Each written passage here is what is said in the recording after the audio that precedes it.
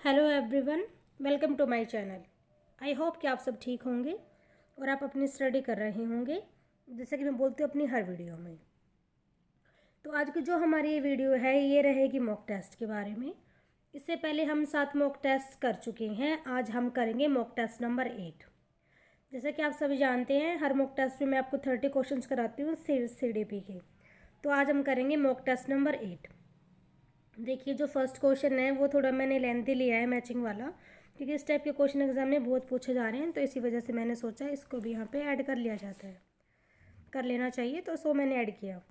तो देखिए, first question है यहाँ पे कि यहाँ पे थ्योरिस्ट है, इनको हमको उनकी थ्योरी के साथ मैच करना है। और जो ये थ्योरीज़ हैं, ये सारी थ्योरीज किसकी हैं? मोटिवेशन की हैं। तो क्वेश्चन ये भी आ सकता है कि जो अपेक्षा सिद्धांत है, क्या वो मोटिवेशन का है?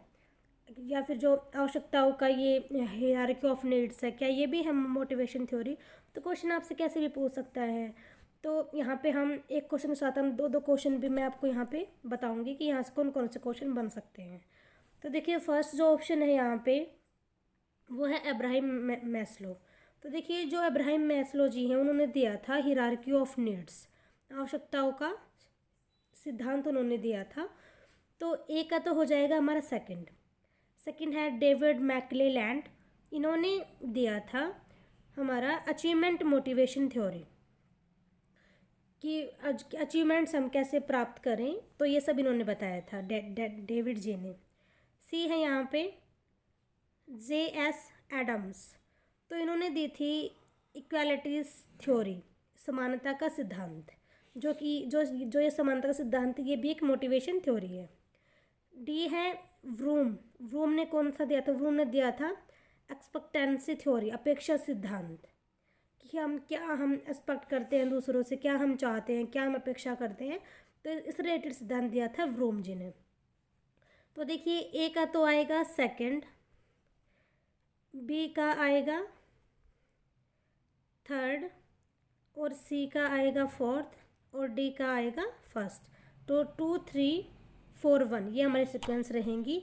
तो हमारे ऑप्शंस में देख लेते हैं 2 3 4 1। तो देखिए, फर्स्ट ऑप्शन में ही हमारा आंसर है। तो क्वेश्चन 1 का जो हमारा आंसर नंबर ए हो जाएगा, वो बिल्कुल ठीक रहेगा। तो चलते हैं अपने नेक्स्ट क्वेश्चन पे। नेक्स्ट क्वेश्चन भी मैचिंग का ही यहाँ पे मैं लेके आई हूँ, क्योंकि इस टाइप के थोड़े लेंथी क्वेश्चन बहुत ज़्यादा पुटअप किए जा रहे हैं एग्जाम में, तो इसलिए मैंने यहाँ पे इन सब क्वेश्चनों को ऐड ऑन किया है। तो देखिए, यहाँ पे जो डेवलपमेंट स्टेजेस दे रखी हैं, और साथ में उनकी यहाँ पे एक साइड में विशेषताएं बताई गई हैं, उनके लक्षण क्या हैं, क्या क्या उनकी क्वालिटीज़ होती है इन जो डेवलपमेंट स्टेजेस है इनकी। तो फर्स्ट ऑप्शन जो है वो है इन्फेंसी स्टेज, जो शैशवावस्था होती है। सेकंड है चाइल्डहुड, बाल्यावस्था। थर्ड एडोलोसेंस, किशोरावस्था। और फोर्थ अडल्टहुड, प्रौढ़ावस्था। तो देखिए, इन्फेंसी जो स्टेज होती है, इसमें क्या होता है, इसमें रैपिड फिजिकल ग्रोथ और लैंग्वेज की ग्रोथ बहुत ज़्यादा होती है। तो ये तो है जो वो फर्स्ट के साथ ही जाएगा, क्योंकि जितनी स्पीड से फिजिकल ग्रोथ या फिर लैंग्वेज की ग्रोथ हो इस वाली स्टेज में होती है इन्फेंसी में, जिसका टाइम पीरियड 0 से 2 ईयर्स होता है, इतनी स्पीड पूरी लाइफ टाइम में कभी नहीं होती हमारी फिजिकल ग्रोथ की। तो सबसे ज़्यादा यहाँ पे इन्फेंसी में ही होती है। तो यहाँ पे इन्फेंसी स्टेज का ऑप्शन जाएगा ए के साथ। सेकंड है चाइल्डहुड।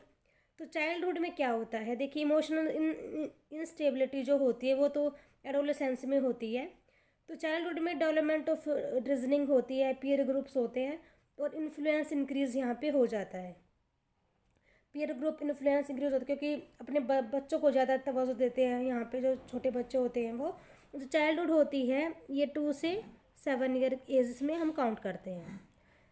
तो चाइल्डहुड वाला जाएगा ऑप्शन बी के साथ, development of reasoning and peer group influence increase.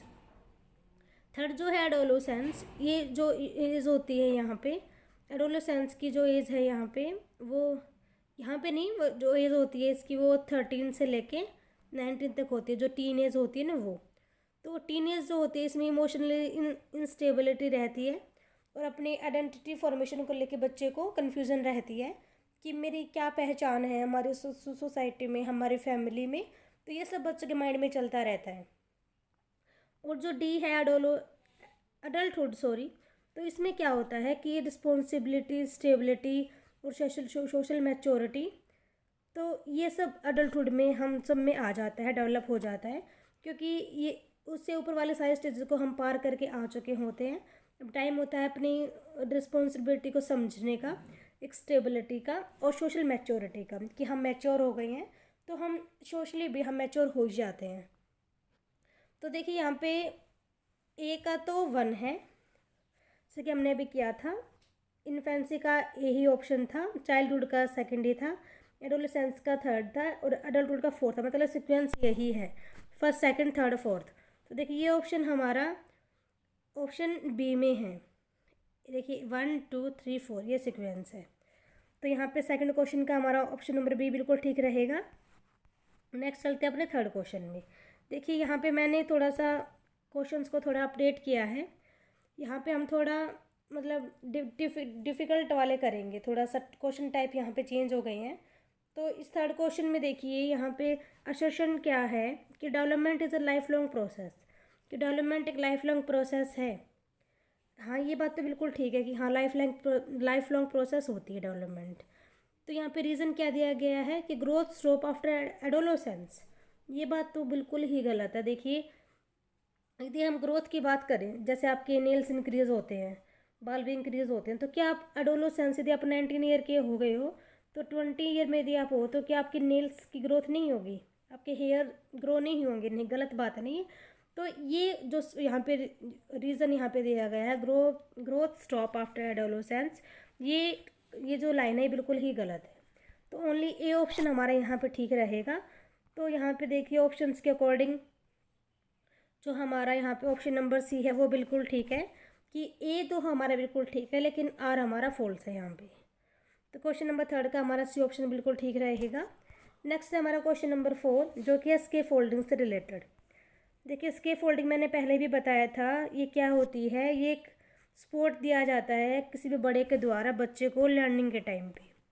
जब बच्चा कुछ सीख रहा होता है तो बड़े जब सपोर्ट करते हैं, चाहे वो टीचर हो, चाहे हमारे फैमिली मेम्बर्स हो, फ्रेंड्स हो, तो कोई भी जो बड़ा जो आपकी हेल्प करे लर्निंग के टाइम पे, तो दैट इज स्केप फोल्डिंग।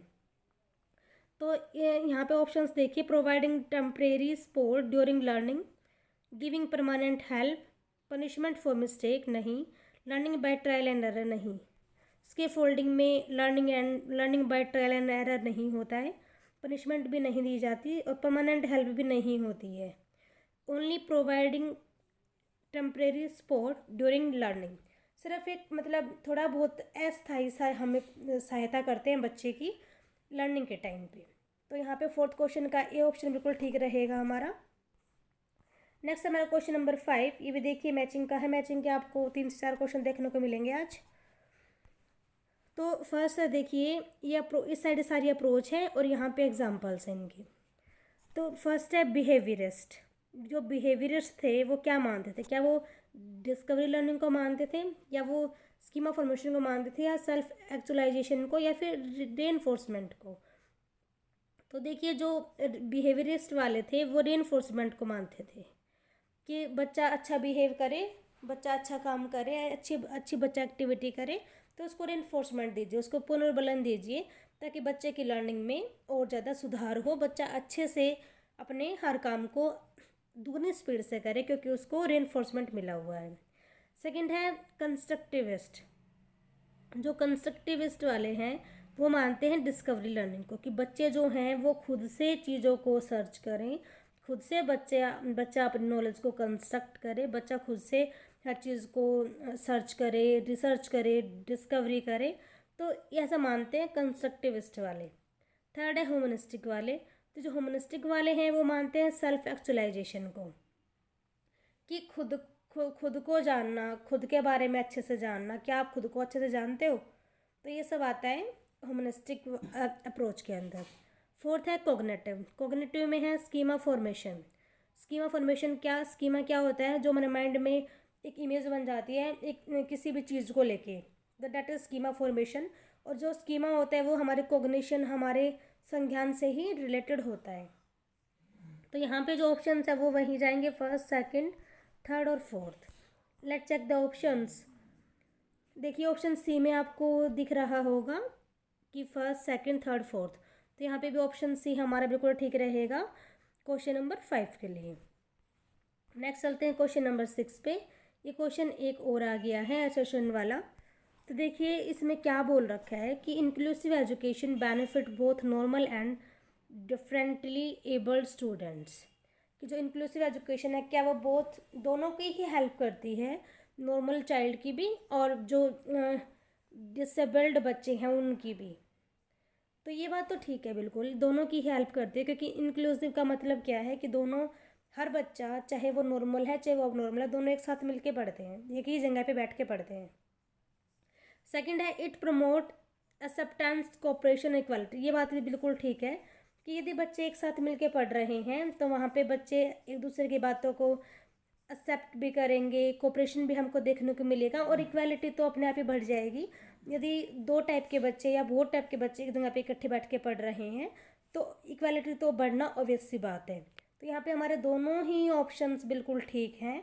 और जो हमारा यहाँ पे ऑप्शन नंबर ए बिल्कुल ठीक रहेगा। Both A and R true. R explain A, जो आर है वो अच्छे से एक्सप्लेन कर रहा है किसको, ए को। तो 6 क्वेश्चन का हमारा ऑप्शन नंबर ए बिल्कुल ठीक रहेगा। नेक्स्ट है हमारा question number 7। Which of the following is not related to inclusive education. Inclusive education से यहाँ पे ऐसा क्या है जो कि नॉट रिलेटेड है, रिलेटेड नहीं है, नहीं का कंसेप्ट है, याद रखना। तो एक्सेप्टेंस ऑफ डाइवर्सिटी, देखिए ये तो होता है, यहाँ पे इसको एक्सेप्ट किया जाता है। इक्वल अपॉर्चुनिटीज़ फॉर ऑल, ये बात भी यहाँ पे होती है। सेग्रीगेशन ऑफ डिसेबल्ड चाइल्ड्स, ये बात यहाँ पे गलत है क्योंकि हमसे नहीं में पूछा गया है ना। तो ये कुछ ये है हमारा ऑप्शन यहाँ पे बिल्कुल ठीक रहेगा। इसके अलावा देख लेते हैं 4th ऑप्शन को, कोलैबोरेटिव लर्निंग। ये तो होता ही है इंक्लूसिव एजुकेशन में। तो कहने का मतलब क्या है कि यहाँ पे एक्सेप्टेंस ऑफ डाइवर्सिटी भी बिल्कुल ठीक है, इक्वल अपॉर्चुनिटीज़ फॉर ऑल भी बिल्कुल ठीक है और कोलैबोरेटिव लर्निंग भी बिल्कुल ठीक है। तो यहाँ पे जो हमारा नेगेटिव सेंस में जा रहा है वो ऑप्शन सी ही है, सेग्रीगेशन ऑफ डिसेबल्ड चाइल्ड। तो क्वेश्चन नंबर 7 का सी ऑप्शन यहाँ पे बिल्कुल ठीक रहेगा हमारा। चलते हैं अपने नेक्स्ट क्वेश्चन 8 पे। विच of the following represent constructivist feedback. देखिए यहाँ पे बात करते हैं कि जो संरचनावादी है वो उनके अकॉर्डिंग यहाँ पे फीडबैक कौन सा अच्छा है। यहाँ पे 4 सेंटेंस आपको दिख रहे होंगे। These are the example of constructivist feedback. तो देखिए एक बार आप रीड करोगे तो आप समझ जाओगे, क्योंकि जो कंस्ट्रक्ट वाले हैं वो क्या बोलते हैं कि बच्चे खुद से अपनी नॉलेज को कंस्ट्रक्ट करते हैं, बच्चे खुद से अपनी नॉलेज का निर्माण करते हैं। तो देखिए फर्स्ट ऑप्शन से you are wrong, do better next time. हम किसी बच्चों को ये नहीं बोल सकते कि आप गलत हो, तो ये क्वेश्चन तो कट ही जाता है। सेकंड है you made a mistake, let discuss how to improve. ये बात यहाँ पे बिल्कुल ठीक है कि यहाँ पे आपसे मिस्टेक हुई है, चलो इसको डिस्कस करते हैं कि हाउ टू इम्प्रूव, हम इसको ठीक कैसे कर सकते हैं। थर्ड और फोर्थ ऑप्शन को भी देख लेते हैं एक बार। You never learn properly, no, हम किसी बच्चे को बोल ही नहीं सकते कि आप कभी सीख ही नहीं सकते हो। यदि बच्चा मिस्टेक कर रहा है तो हम उसको ये बोल देंगे कि आपको तो कुछ समझ में नहीं आएगा, आपको तो बिल्कुल मोटी बुद्धि है। तो ऐसा तो हम किसी बच्चे को नहीं बोल सकते ना। You always fail in test, क्या तुम हमेशा फेल हो जाओगे टेस्ट में। तो ऐसी नेगेटिव सेंस तो हम बच्चों को सामने हमको बोलने ही नहीं है। तो यहाँ पे सिर्फ ऑप्शन बी बिल्कुल ठीक है, you made a mistake, let discuss how to improve, कि आपसे गलती हुई है, चलो इस पर डिस्कस करते हैं कि गलती हुई है तो क्यों हुई है और हम इसको इम्प्रूव करते हैं कि हम कैसे हम इस मिस्टेक को नेक्स्ट टाइम नहीं करें। तो ये ऑप्शन यहाँ पे बिल्कुल ठीक है। तो क्वेश्चन नंबर 8 का भी ऑप्शन इज करेक्ट है। Next the question number 9, metacognition means. Metacognition क्या होता है, ये हमारा क्वेश्चन है। तो देखिए फर्स्ट ऑप्शन है thinking about one's on thinking, अपनी सोच के बारे में सोचना। सेकंड है मेमोराइजिंग क्विकली, जल्दी जल्दी रटना नहीं। थर्ड है फिजिकल डेवलपमेंट नहीं, इमोशनल लर्निंग नहीं। यहाँ पे हमारा सिर्फ ऑप्शन नंबर ए ही बिल्कुल ठीक है, जो कि है thinking about one's on thinking, अपनी सोच के बारे में सोचना कि क्या मेरी सोच ठीक है जैसा मैं सोचता हूँ, क्या मेरी थिंकिंग जिस डायरेक्शन में जा रही है क्या वो ठीक है। तो यही सब है मेटाकोग्निशन, कि अपनी थिंकिंग के बारे में अच्छे से थिंक करना, थिंक अबाउट्स ऑन थिंकिंग। तो 9 क्वेश्चन का ए ऑप्शन हमारा बिल्कुल ठीक रहेगा यहाँ पे। चलते हैं अपने नेक्स्ट क्वेश्चन पे, क्वेश्चन नंबर 10। देखिए हिडन करिकुलम क्या होता है, ये क्वेश्चन है हमारा कि जो गुप्त पाठ्यचर्या है उसका क्या अर्थ होता है। Unofficially learning through environment, official syllabus, subject taught formally, homework assignment. देखिए जो हिडन करिकुलम मतलब होता है कि जिसका ऑन रिकॉर्ड कोई, जिसका मतलब ऑन रिकॉर्ड कुछ भी ना हो। जैसे कोई टीचर है वो बच्चों को कुछ पढ़ा रहा है बुक से, यदि बुक से पढ़ा रहा है तो वो तो हिडन नहीं है ना, वो तो बिल्कुल ओपन करिकुलम हो गया, ऑफिशियल सिलेबस में आ जाएगा ना वो तो। और फॉर्मली टीचर पढ़ा रहा है तो वो फॉर्मली हो गया। होमवर्क दे दिया तो बच्चा लिख के लाएगा तो वो भी हो गया, किस में हो गया, वो तो सारा रिटर्न करिकुलम में आ गया। तो ये तीनों ऑप्शन तो नहीं होंगे, सिर्फ ऑप्शन ए ही बचता है, अनऑफिशियली लर्निंग थ्रू एनवायरनमेंट, कि अनऑफिशियली हम कोई चीज़ सीखते हैं अनौपचारिक रूप से अपने एनवायरनमेंट से। जैसे कोई टीचर किसी और बच्चे को पढ़ा रहा है, लेकिन पढ़ाते पढ़ाते टीचर नॉर्मली बात करने लग जाता है अपने प्रीवियस एक्सपीरियंस की, तो वो बच्चों को अपने एक्सपीरियंस से सिखा रहा है। हो सकता है वो कोई बच्चा उस बात से कुछ और लर्निंग ले ले, कुछ डेप्थ में सीख जाए, तो वो है यहाँ पे अनऑफिशियली लर्निंग थ्रू एनवायरनमेंट। तो क्वेश्चन नंबर 10 का ऑप्शन ए इज़ करेक्ट है। Next is question number 11। Motivation is important in learning because, motivation क्यों इम्पोर्टेंट होता है लर्निंग में। इट क्रिएट्स फियर, क्या फियर को क्रिएट करता है, नहीं। इट इंक्रीज पनिशमेंट, नहीं। It directs and sustain behaviour, ये है हमारा ठीक है। और फोर्थ ऑप्शन है हमारा, इट रिड्यूस अटेंशन, अटेंशन को नहीं कम करता, मोटिवेशन तो अटेंशन को बढ़ा देता है। तो जो ऑप्शन सी है वो हमारा यहाँ पे बिल्कुल करेक्ट है। It directs and sustain behaviour, ये हमारे बिहेवियर को डायरेक्ट करता है, एक दिशा देता है और उसको सस्टेन करता है, कंटिन्यूटी में लेके आता है। यदि आप मोटिवेट हैं तो आप अपने सिर्फ काम की बातें ही करेंगे जो आपके गोल तक आपको लेके जाती हैं, और उसको आप कंटिन्यूसली रखोगे क्योंकि यू आर मोटिवेटेड। तो मोटिवेशन जो है वो हमारे बिहेवियर को डायरेक्ट करता है और उसको सस्टेन करता है। तो क्वेश्चन नंबर 11 का option number C is correct है। Next question number 12, the best example of intrinsic motivation is, जो आंतरिक रूप से जो बच्चा प्रेरित है तो उसका यहाँ पे एग्जाम्पल कौन सा बिल्कुल ठीक रहेगा। लर्निंग फॉर मार्क्स, मार्क्स के लिए पढ़ना नहीं, ये तो इंटरेस्टिंग नहीं, ये तो एक्सट्रिंसिक मोटिवेशन हो गया, बाहरी प्रेरणा हम उसको कह सकते हैं। Learning to avoid punishment, punishment से बचने के लिए लर्निंग करना नहीं। लर्निंग फॉर रिवार्ड्स, इनाम पाने के लिए सीखना नहीं। लर्निंग फॉर क्यूरियोसिटी, यदि आप बच्चे के अंदर जिज्ञासा है कुछ, उसको अपने उस बात को सॉल्यूशन उसको कराना है, तो दैट मीन्स क्या है कि बच्चा क्यूरियस है कुछ सीखने के लिए, लर्निंग के लिए बच्चा उतावला है, जिज्ञासु है, वो कुछ सीखना चाहता है। तो ये है हमारा यहाँ पे best example of intrinsic motivation. तो क्वेश्चन नंबर 12 का ए ऑप्शन इज करेक्ट है। Next question is question number 13। देखिए एक्सट्रिंसिक मोटिवेशन कम्स, जो बाहरी प्रेरणा होती है वो कहाँ से आती है। क्या वो हमारे अनकॉन्शियस ड्राइव से आती है, या इनसाइड द लर्नर आती है, आउटसाइड द लर्नर आती है, फिर इमोशन से आती है। तो देखिए जो बाहरी प्रेरणा की बात होती है तो वो आउटसाइड से आएगी, किसी बाहरी एनवायरनमेंट से आएगी। तो वो बच्चे की इनसाइड से आएगी तो वो तो आंतरिक प्रेरणा हो जाती है, और अनकॉन्शियस ड्राइव से भी नहीं आती है, इमोशन से भी नहीं आती है। तो ऑप्शन सी इज़ करेक्ट है, आउटसाइड द लर्नर। बाहरी किसी चीज़ से बच्चा मोटिवेट होता है, टीचर ने बोल दिया कि आपने अच्छा काम किया तो मैं आपको चॉकलेट दूंगा, तो ये क्या है, तो ये बाहरी प्रेरणा है। तो नेक्स्ट चलते हैं क्वेश्चन नंबर 14 पे। The most effective way to motivate children is, कि बच्चों को मोटिवेट करने का सबसे अच्छा तरीका कौन सा है। क्या कंपेयरिंग विद अदर, दूसरों के साथ तुलना करेंगे तो बच्चा चिढ़ जाएगा, बच्चा तो मोटिवेट नहीं होगा, बल्कि बच्चा तो डिमोटिवेट हो जाएगा ना। नेक्स्ट है क्रिएटिंग फियर, बच्चों में भय पैदा कर दे, डरा के रखें बच्चों को, नहीं। सेकंड है थ्रेटनिंग पनिशमेंट, धमकी भरी पनिशमेंट दे बच्चों को कि तुमने ये नहीं किया तो मैं ये कर दूंगा। तो ऐसा कुछ नहीं होता, ऐसा नहीं करना चाहिए बच्चों के साथ। तो हम बच्चों को मोटिवेट कैसे करें। Recognising and appreciating their efforts, बच्चों के बच्चे जो एफ़र्ट डाल रहे हैं उसको पहचानें कि बच्चा क्या एफ़र्ट डाल रहा है, बच्चे ने कितनी मेहनत की है, बच्चा कोशिश कर रहा है, बच्चे की कोशिश किस लेवल की है। तो उसको पहचाने सबसे पहले तो, फिर उसको अप्रिशिएट करें, उसकी तारीफ़ करें कि आपने अच्छा काम किया है, गुड, इससे अगले नेक्स्ट टाइम और अच्छा करिएगा। तो ये सब क्या है, ये एक बेस्ट वे है बच्चों को मोटिवेट करने का। तो क्वेश्चन नंबर 14 का ए ऑप्शन हमारे यहाँ पे बिल्कुल ठीक रहेगा, recognising and appreciating their efforts.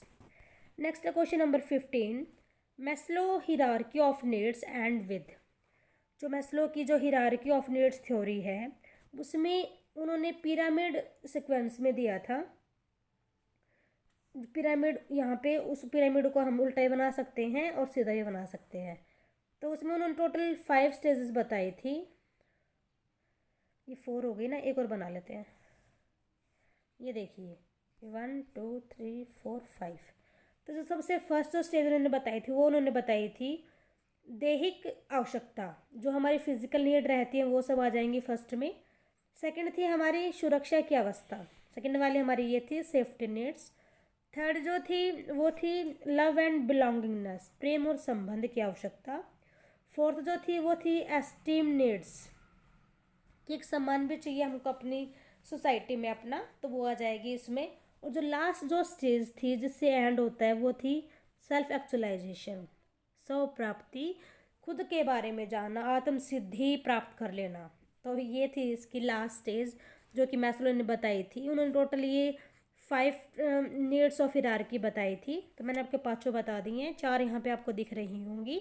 जो फर्स्ट थी वो थी हमारी फिजिकल नीड्स, खाना पीना सोना जागना, ये सब आ जाएगा इसमें फर्स्ट वाले में जो कि थी फिजिकल नीड्स में। जो ये वाला सिद्धांत था इनका, ये इन्होंने दिया था 1954 में। कब दिया था, एक मैं यहाँ पे लिख के बता देती हूँ आपको। 1954 में दिया था इन्होंने ये हिरार्की ऑफ नीड्स। और इन्होंने एक नोवेल लिखी थी ए थ्योरी ऑफ ह्यूमन मोटिवेशन, उसके अंदर इन्होंने इसको दिया था। तो नेक्स्ट क्वेश्चन नंबर 16 पे चलते हैं। Which one of the following is not related to motivation. Motivation से रिलेटेड क्या नहीं है, ड्राइव, गोल, या फिर हंगर, या फिर पनिशमेंट। तो देखिए जो मोटिवेशन से रिलेटेड नहीं है वो है पनिशमेंट। जहाँ पे हम बात करते हैं मोटिवेशन की तो पनिशमेंट तो वहाँ पे कोई वर्ड होता ही नहीं है। हंगर हो सकता है, मान लीजिए कि किसी को भूख लगी है तो वो क्या करेगा, तो उसका लक्ष्य क्या है कि उसको खाना चाहिए।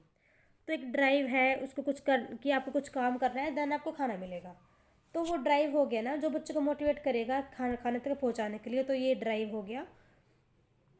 लेकिन जो पनिशमेंट है वो यहाँ पे रिलेटेड नहीं है मोटिवेशन से। मैं एक बार इसको समझाती हूँ। देखिए यदि एक बच्चा है, उसको लगी है भूख, तो उसको क्या चाहिए, उसको फूड चाहिए, खाना चाहिए।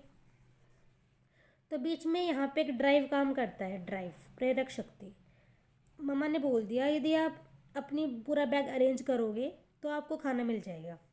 तो जो ड्राइव है उस बच्चे को ये पता है यदि मैंने ये काम कर लिया तो मैं खाने तक पहुँच जाऊँगा, तो बच्चा जल्दी जल्दी करेगा।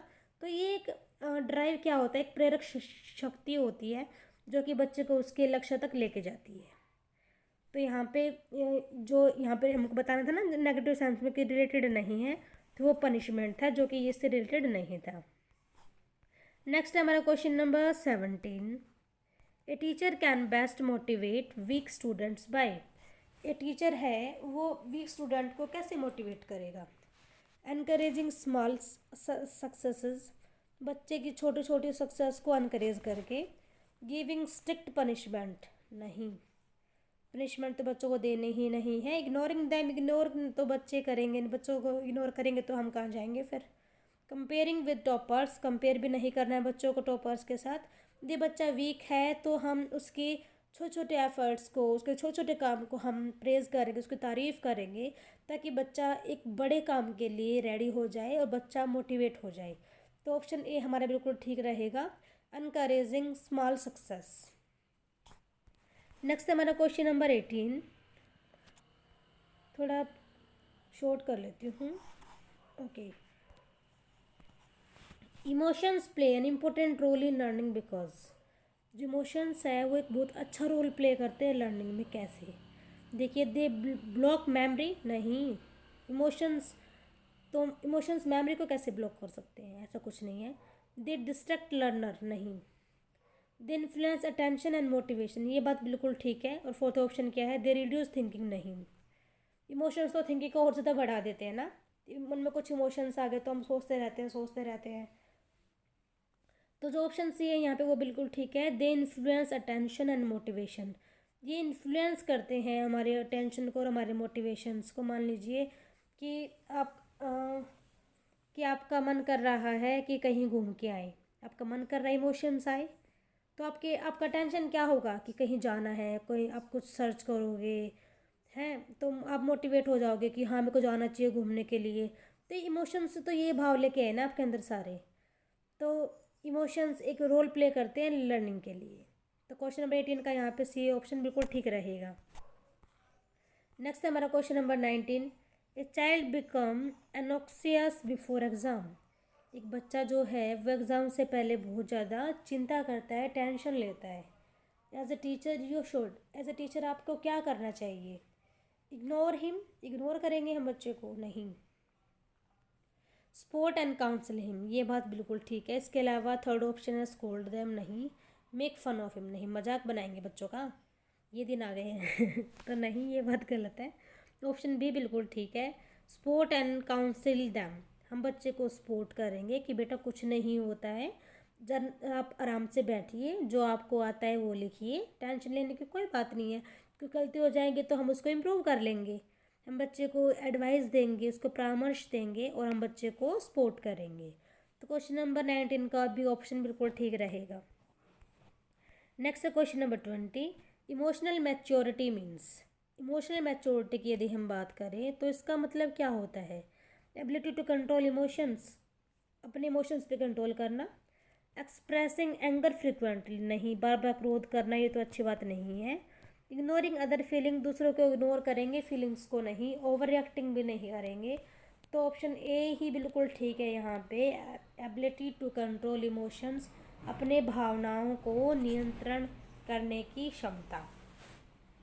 कि यदि आपको मान लीजिए कि एक बच्चा स्टेज पे परफॉर्मेंस दे रहा है, थोड़ा बड़ा बच्चा है, मान लीजिए 11th-12th क्लास का बच्चा है, और एकदम से वो कुछ भूल जाता है, तो उस टाइम पे बच्चा मतलब कैसे अपने इमोशंस को कंट्रोल करेगा। यदि वो सोशली मैच्योर है तो वो कंट्रोल कर लेगा, क्योंकि उसमें इतनी एबिलिटी है कि ही और शी इज़ कंट्रोल। लेकिन वो इमोशनली मैच्योर नहीं है तो बच्चा वहाँ पे क्या करेगा, क्राई करना स्टार्ट कर देगा कि मेरे से क्या हो गया, ओवर रिएक्ट बच्चा करेगा। तो डैट मीन्स क्या है कि वो अभी मैच्योर नहीं है, इमोशनली मैच्योर नहीं है। तो क्वेश्चन नंबर 20 का ये ऑप्शन यहाँ पे हमारा बिल्कुल ठीक है। नेक्स्ट चलते हैं क्वेश्चन नंबर 21 पे। 21 क्वेश्चन है, ए सेल्फ कॉन्फिडेंट स्टूडेंट, एक जो सेल्फ कॉन्फिडेंट जो बच्चा है वो क्या करेगा, फील इन्फीरियर, हीनता महसूस करता है, नहीं। अवॉइड पार्टिसिपेशन, नहीं, ऐसे बच्चा तो बढ़ चढ़ के भाग लेता है हर चीज़ों में। डिपेंड ऑन अदर्स, दूसरों पर निर्भर भी नहीं रहता है। वो take initiative and accept challenges, बच्चा पहल करता है, इनिशिएट करता है चीज़ों को, और हर चीज़ को वो एक चैलेंज मान के एक्सेप्ट करता है और उसको कंप्लीट भी करता है। यदि बच्चा सेल्फ कॉन्फिडेंट है तो बच्चा सारे चैलेंज को इजीली क्रॉस कर लेता है, पार कर लेता है। Next question number 22।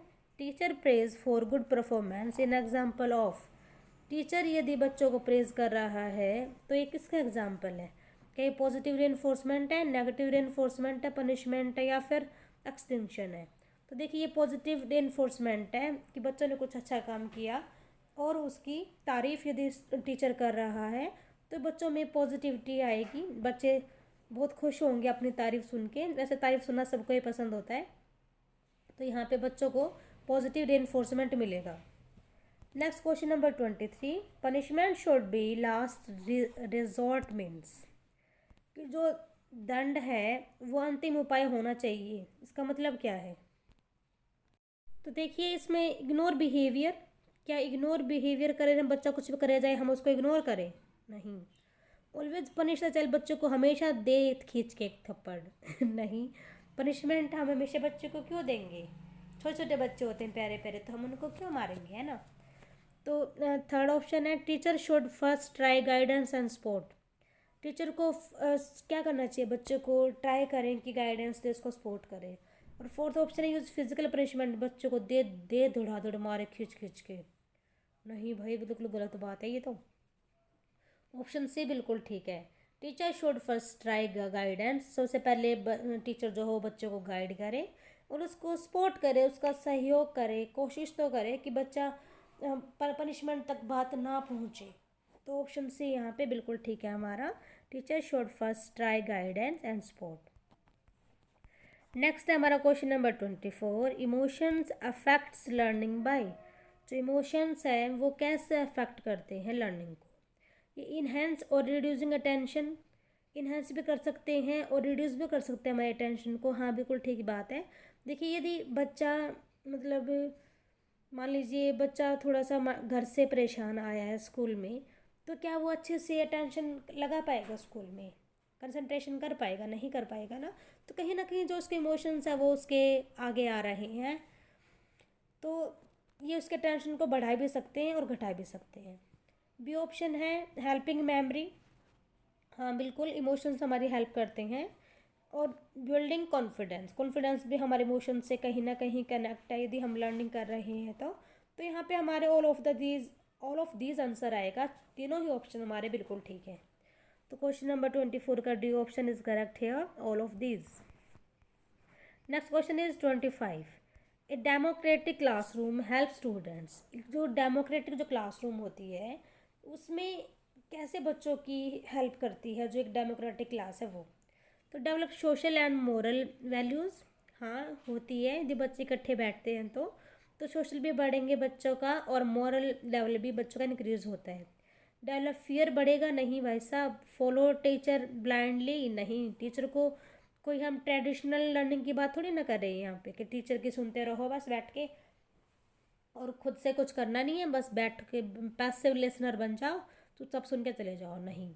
Avoid interaction, नहीं। यदि हम डेमोक्रेटिक क्लासरूम की बात करते हैं तो यहाँ पे हर बच्चे को बोलने का अधिकार होता है, इन द सेंस यदि हम थोड़ा टिपिकली बोले तो इसमें क्या होता है कि बच्चे जो होते हैं वो खुद से चीज़ों को सीखते हैं, खुद से। बच्चा जो करिकुलम होता है वो चाइल्ड सेंटर्ड रहता है, बच्चों की नीड्स को ध्यान में रखते हुए बच्चों को पढ़ाया जाता है।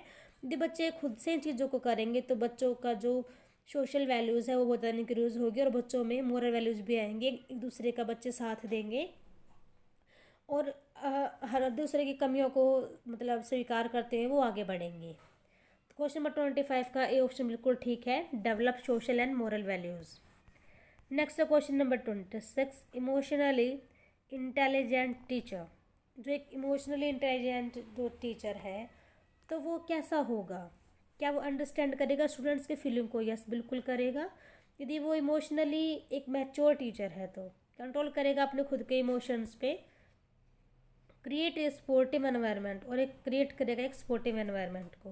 तो यहाँ पे भी ऑल ऑफ दीज आंसर होगा हमारा, तीनों ही बात ठीक है। जो एक इमोशनली यदि टीचर इंटेलिजेंट है, मैच्योर है, तो वो अपनी फीलिंग पे इजीली कंट्रोल कर पाएगा और वो बच्चों को सपोर्ट करेगा हार्ड हार्ड काम करने के लिए। एक अच्छा एनवायरनमेंट वो बच्चों को देगा और वो बच्चों की फीलिंग को भी समझेगा। तो 26 का हमारा डी ऑप्शन बिल्कुल ठीक है, ऑल ऑफ दीज। नेक्स्ट है हमारा question number 27, Ravi a students of class fourth class का एक स्टूडेंट है जो कि स्पेलिंग मिस्टेक करता है बहुत ज़्यादा। His teacher give him extra time देते हैं और उसको users phonic based learning activities कराते हैं, उसकी हेल्प करते हैं उसको इम्प्रूव करने में।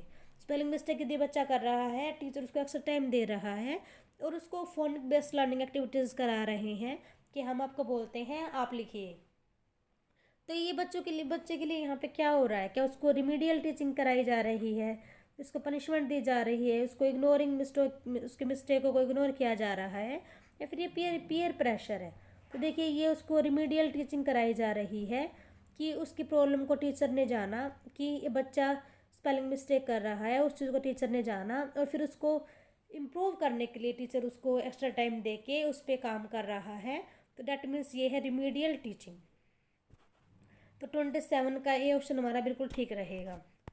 नेक्स्ट हमारा question number 28, a teacher encourage her students to explore answer on their own rather than just providing solution. जो टीचर है एक, वो अपने बच्चों को अनकरेज करती है कि आप सिर्फ सॉल्यूशन मत बताइए आप क्वेश्चन का, आप इसके बारे में सर्च कीजिए, एक्सप्लोर कीजिए अच्छे से अपने तरीके से। तो यहाँ पे वो कौन से अप्रोच को दिखा रही है जो टीचर है, क्या ये रोट लर्निंग है? नहीं, रोट लर्निंग तो ये होता ना कि क्वेश्चन याद किया आंसर लिख दीजिए, तो ये हुआ रोट लर्निंग। सेकेंड है बिहेवियरस लर्निंग, व्यवहारवादी अधिगम है ये। तो देखिए ये भी नहीं, यहाँ पे कोई व्यवहार की बात नहीं हम नहीं कर रहे हैं। कंस्ट्रक्टिविस्ट लर्निंग है यहाँ पे, ये ऑप्शन बिल्कुल ठीक है कि बच्चों को खुद से काम करने के लिए मोटिवेट किया जा रहा है, कि बच्चे खुद से प्रॉब्लम का सॉल्यूशन लेके आए, बच्चे एक्सप्लोर करें। तो यहाँ पे जो सी है वो बिल्कुल ठीक है हमारा ऑप्शन क्वेश्चन नंबर 28 के लिए। इसके अलावा जो ऑप्शन नंबर डी है वो है टीचर सेंटर्ड लर्निंग। तो देखिए नहीं, यदि टीचर बच्चों को काम करने के लिए कह रही है तो वो टीचर सेंटर्ड लर्निंग नहीं है, वो चाइल्ड सेंटर्ड लर्निंग है। तो क्वेश्चन नंबर 28 का सी ऑप्शन बिल्कुल ठीक है। नेक्स्ट है question number 29। In a classroom students are discussing a social issue and sharing different view point respectfully.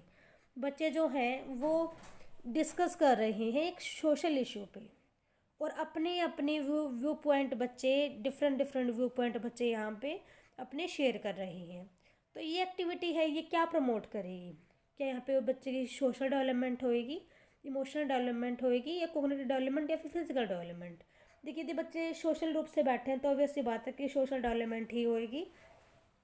बच्चे इकट्ठे बैठ के बात कर रहे हैं, अपने अपने बच्चे यहाँ पे व्यू पॉइंट्स दे रहे हैं, अपने बच्चे यहाँ पे अपनी थिंकिंग दिखा रहे हैं, रिप्रेजेंट कर रहे हैं अपने आप को। तो बच्चे यहाँ पे सोशल डेवलपमेंट यहाँ पे बच्चे की बहुत ज़्यादा होएगी, बच्चे यहाँ पे सोशल डेवलप बनेंगे। नेक्स्ट क्वेश्चन और last question of this video. Question देखिए क्या है। It student ask seeks the teacher approval before doing any task. एक बच्चा जो है वो किसी भी काम करने से पहले अपनी टीचर की परमिशन लेता है, ठीक है।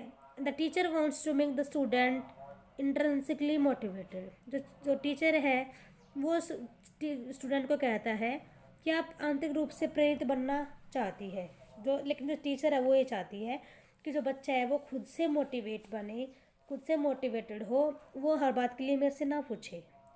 तो शिक्षक को क्या करना चाहिए इस टाइम पे? ये फ्रीक्वेंट रिवार्ड्स उसको रिवार्ड दे? नहीं। Allow the child to set his her own goals, कि बच्चे को उसके लक्ष्य निर्धारित करने के लिए देने चाहिए, कि आप खुद से सोचो कि आपको फ्यूचर में क्या करना है। ये प्रोवाइड स्ट्रिक्ट सुपरविज़न देंगे हम उसको? नहीं। Use punishment for mistake? नहीं। ऑप्शन बी ठीक है। आप बच्चों को ये बोलिए कि आप खुद से आप ये बताइए कि आपको क्या करना है, आपका क्या गोल है। तो आप बच्चे को ऐसा करने के लिए टीचर बोल सकती है, जिससे बच्चा खुद पे विश्वास करके अपना काम उसके अकॉर्डिंगली बच्चा करेगा। तो 30 क्वेश्चन का यहाँ पे बी ऑप्शन बिल्कुल ठीक है, जो कि है allow the child to set his her own goal. तो ये थे हमारे आज के 30 क्वेश्चंस। आई होप कि आपको समझ में आए होंगे। यदि कंटेंट अच्छा लग रहा है तो प्लीज़ वीडियो को लाइक कीजिएगा, शेयर कीजिएगा, ताकि औरों की भी हेल्प हो जाए, और साथ साथ चैनल को सब्सक्राइब भी कीजिएगा। तो आज हमने किए टोटल 30 क्वेश्चंस। ये था हमारा मॉक टेस्ट नंबर 8। तो यहाँ पे मैं पूरी कोशिश कर रही हूँ अपनी तरफ से कि मैं आपको इन शॉर्ट में कंटेंट लेके आऊँ, और सिलेक्टेड कंटेंट मैं यहाँ पे आपके लिए लेके आ रही हूँ। देखिए आज हमने ऑल ऑफ दीज वाले क्वेश्चंस भी किए, नोट वाले क्वेश्चंस भी किए, मैचिंग वाले क्वेश्चंस भी किए, और हमने असर्शन वाले क्वेश्चन भी किए। क्वेश्चन की टाइप आपको हर टाइप के क्वेश्चन आपको देखने को मिलेंगे इस मॉक टेस्ट में। ये नहीं है कि सिर्फ सिंपल क्वेश्चन रहेंगे, इसके अलावा हमने मैचिंग वाले क्वेश्चन भी किए थे। तो हर टाइप के क्वेश्चन यहाँ पे मैं लेके आ रही हूँ। मॉक टेस्ट जैसा कि आपको पता है कि ये मॉक टेस्ट नंबर 8 था। नेक्स्ट मॉक टेस्ट हम 9 करेंगे, और साथ साथ जो चैनल पे एक CDP की थ्योरी जो मैं करा रही हूँ चैप्टर वाइज, वो भी हमारी कंटिन्यूसली उसकी वीडियो चैनल पे अपलोड होती रहती हैं। तो यदि आपको थ्योरी करनी है तो आप चैनल पे विज़िट कर सकते हो। मे बी हम 10-11 टॉपिक्स कर चुके हैं, टोटल 23 टॉपिक्स हैं अकॉर्डिंग टू सिलेबस। तो ये मान लीजिए कि हाफ हमने कंप्लीट कर लिया है। एक दिन मॉक टेस्ट की वीडियो रहती है, एक दिन हम नेक्स्ट डे हम थ्योरी करते हैं। तो ऐसे अल्टरनेट डे में चलता है। तो यदि आपको थ्योरी करनी है तो आप चैनल पे थ्योरी भी कर सकते हो। In the form of short notes आपको मिलेंगी, जो सारा कंटेंट आपको शॉर्ट नोट्स में मिलेगा आपको, क्योंकि मैं यहाँ पे अपनी तरफ से पूरी कोशिश करती हूँ कि मैं इन शॉर्ट में आपको कंटेंट को पढ़ा दूँ, ताकि आपका टाइम भी ज़्यादा वेस्ट ना हो और आपको कंटेंट की नॉलेज भी हो जाए। तो आज हमने किए थे 30 क्वेश्चंस। मॉक टेस्ट नंबर ये हमारा 8 था। आई होप कि आपको वीडियो अच्छी लगी हो, कंटेंट पसंद आया हो। यदि प्लीज़ वीडियो अच्छी लगी हो, कंटेंट पसंद आया तो प्लीज़ वीडियो को लाइक कीजिएगा, शेयर कीजिएगा और चैनल को सब्सक्राइब करके ज़रूर जाइएगा। तो thanks everyone, thanks for watching my videos. पढ़ते रहिएगा। Thanks everyone, thanks for watching. Bye bye. Radhe Radhe.